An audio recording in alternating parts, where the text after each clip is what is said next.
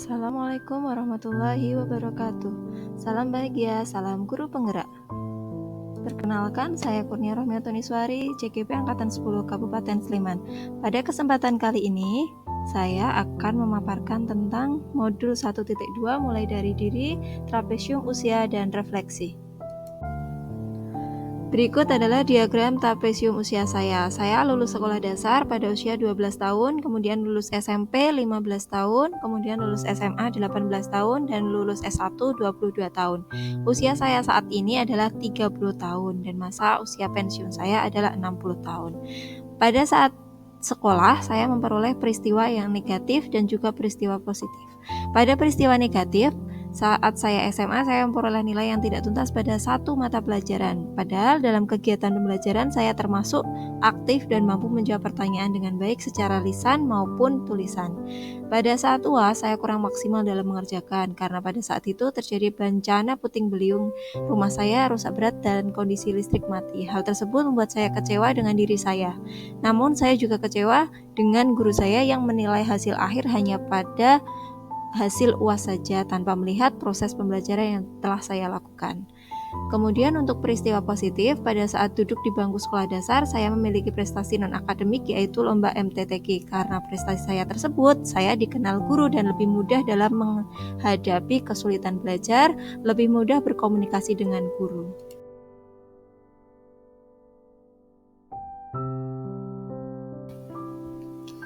Nah, berikut adalah peristiwa positif. Pada saat saya duduk di bangku sekolah dasar, saya memiliki prestasi non-akademik yaitu lomba MTTK.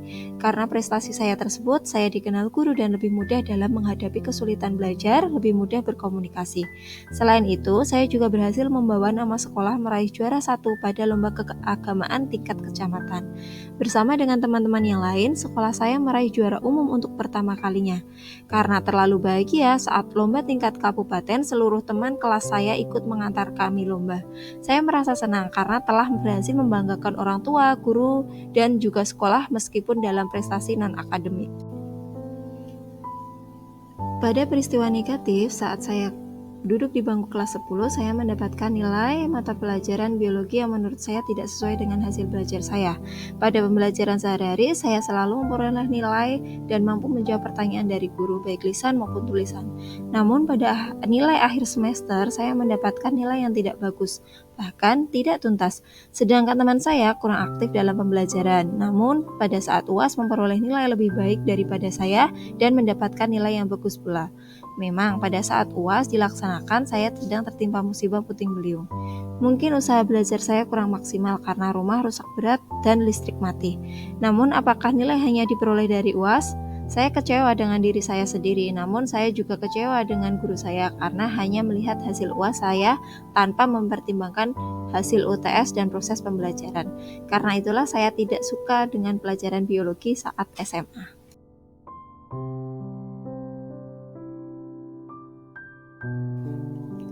Pada peristiwa positif yang terlibat selain saya adalah yang pertama, guru pendidikan agama Islam yang telah memilih saya sebagai kafilah mewakili sekolah, membimbing dan mendampingi saya selama lomba.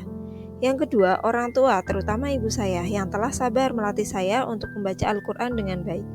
Yang ketiga, teman-teman kafilah yang saling menyemangati sehingga dapat menjadi juara umum dan mewakili sekolah serta kecamatan.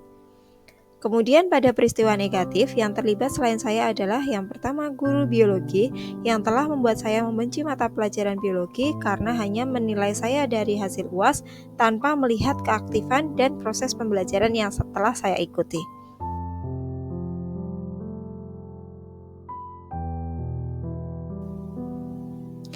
Pada peristiwa positif, dampak emosi yang saya rasakan yaitu pertama, senang atas pencapaian saya berhasil memenangkan lomba. Yang kedua, gembira karena banyak teman-teman saya juga banyak yang meraih juara. Yang ketiga, kagum dengan ibu dan guru-guru saya yang membimbing dengan sabar dan penuh semangat. Kemudian pada peristiwa negatif, dampak emosi yang saya rasakan yaitu kecewa karena guru saya hanya melihat nilai UAS saya tanpa melihat proses belajar saya. Yang kedua, sedih terhadap hasil nilai yang saya peroleh tidak tuntas. Yang ketiga, penyesalan karena saya tidak maksimal dalam belajar pada saat UAS.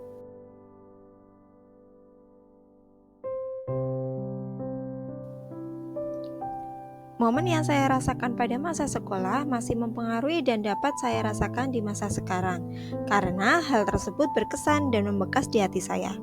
Hal ini karena pada masa sekolah merupakan masa emas, di mana otak masih mampu merekam dengan baik peristiwa yang terjadi. Pada peristiwa positif, pencapaian saya dapat menjadi motivasi saya dalam belajar dan berjuang dengan gigih. Tidak akan ada yang sia-sia dalam sebuah perjuangan. Sedangkan dalam peristiwa negatif, menjadikan motivasi saya juga untuk selalu mengoptimalkan dalam belajar. Juga menjadikan saya untuk tidak meniru hal tersebut yang sama saat saya sudah menjadi guru seperti sekarang.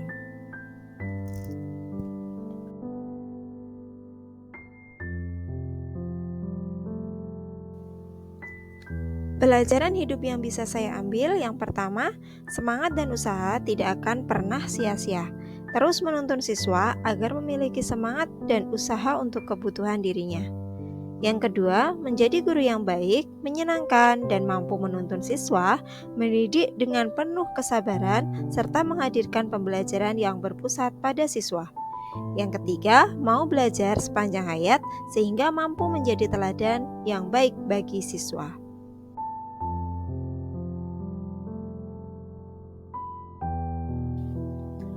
Guru mempunyai peran penting untuk menuntun murid sesuai dengan kodrat alam dan kodrat zaman, sehingga mampu menghadirkan pembelajaran yang bermakna. Selanjutnya, tentang nilai dan peran guru penggerak.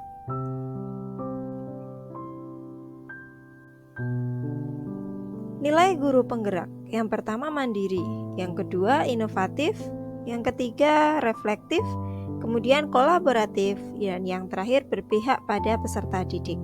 Keseluruhan nilai guru penggerak ini sudah saya terapkan meskipun belum maksimal.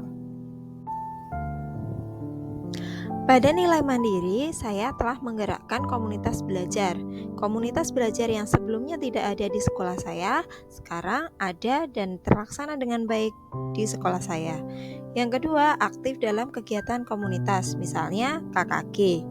Yang ketiga, mengikuti pengembangan profesi melalui seminar, lokakarya, atau webinar.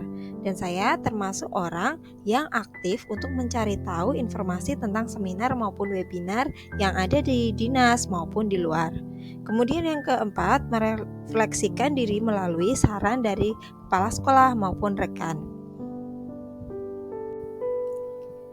Kemudian nilai reflektif, saya telah merefleksikan diri setelah pembelajaran dan selalu ingin belajar, serta mau mengakui kesalahan dan menerima kritik baik dari wali murid, dari guru, maupun dari kepala sekolah. Pada nilai kolaboratif, saya bekerja sama dengan warga sekolah untuk mensukseskan pembelajaran. Yang kedua, bekerja sama dengan wali siswa sebagai upaya menuntun siswa dalam belajar.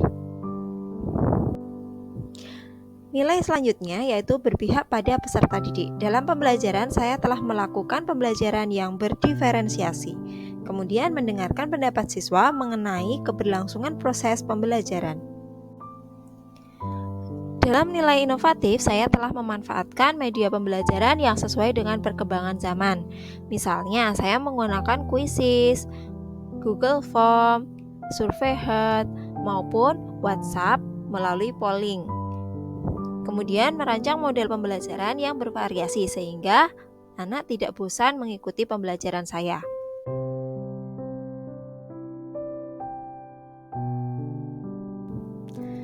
Pada peran guru penggerak, saya telah menjadi pemimpin pembelajaran terutama pada kelas saya.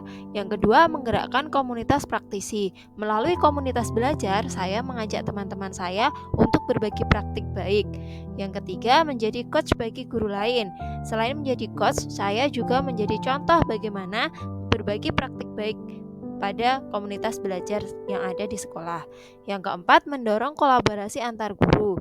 Yang kelima, mewujudkan kepemimpinan peserta. Demikian paparan saya tentang nilai dan peran guru penggerak. Semoga bermanfaat. Salam bahagia, salam guru penggerak. Wassalamualaikum warahmatullahi wabarakatuh.